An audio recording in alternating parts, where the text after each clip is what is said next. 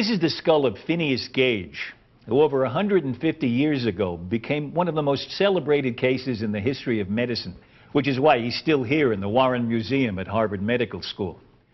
A smart and likable young man, according to his friends, Phineas was working as the foreman of a railroad construction gang in Vermont when a blasting accident blew this 3-foot-long iron rod through his left cheek and clear through the top of his head. The rod landed about 25 yards behind him, and Phineas got to his feet and walked away. As a local newspaper put it the next day, the most singular circumstance connected with this melancholy affair is that he is alive and in full possession of his senses and free of pain. But while he lived another 12 years with part of his brain destroyed, he was, as his friend said, no longer Gage. He was described as fitful and grossly profane. On the one hand, impatient and obstinate, and on the other, unable to make plans for the future. Unable, in fact, to make up his mind. Phineas Gage's fame stems not only from his simply surviving such a ghastly accident, but because he was the first patient to suggest a link between personality and the functions of the front part of the brain, the frontal lobes. In this show, we're going to explore how our frontal lobes shape who we are and how we go about our lives. What's the area of the brain that was affected during this accident? Well, I think the area that everybody focuses on is the frontal lobes. Now, there might have been some damage to areas a little bit outside the frontal lobes. But what makes this person and their case interesting to scientists is the fact that the injury was in the frontal lobes, and as a result of the injury, Gage's personality changed. Can we tell what kind of personality? I mean, was it an inability to make decisions? Or, it's hard to tell. It's hard to tell, other than the fact we know it changed. He couldn't resume his former position, although he did work afterwards. I mean, but he wasn't good as a foreman. He wasn't good as a foreman, which requires executive skills. I brought a brain in a box here, and I wonder if you can show me where on the brain the accident affected him. So these are the frontal lobes of the brain. This is the right side and the left side. And the rod probably entered somewhere from the bottom of the frontal lobes on the left side and came out somewhere on the top of the frontal lobes. So all the tissue in between here to here no doubt was damaged, as well as some of the surrounding tissue. What was the thinking in those days about the relationship of the brain to the personality?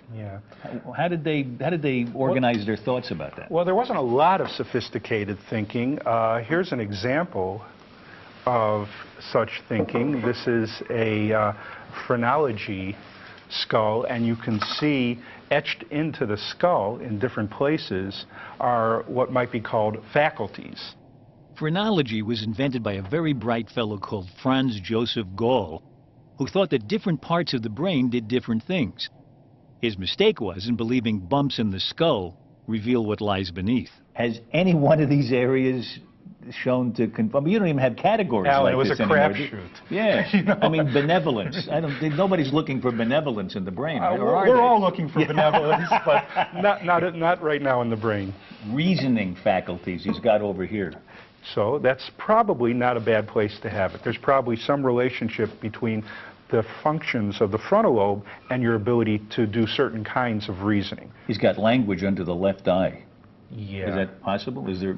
I mean, is that possible? Why would he say that? Is there brain under the left eye? I don't know what kind of plaster cast he was studying in order to do that. There's no under the left eye is your left cheek. Gall may have been wrong in the details, but his concept of the brain as an organ with specialized regions has been vindicated. And of all the specialized regions, none is more important in distinguishing us from the rest of the animal kingdom and from our pre-human ancestors than the enormously enlarged front part of our thinking brain, the frontal lobes or prefrontal cortex. It serves as sort of the central executive, the chairman of the board of the brain, and it helps guide our behaviors. It helps us plan. It helps us carry out plans. It helps us reason about difficult topics. It helps us make certain kinds of decisions. It helps us inhibit behaviors that are not really appropriate, more primitive behaviors.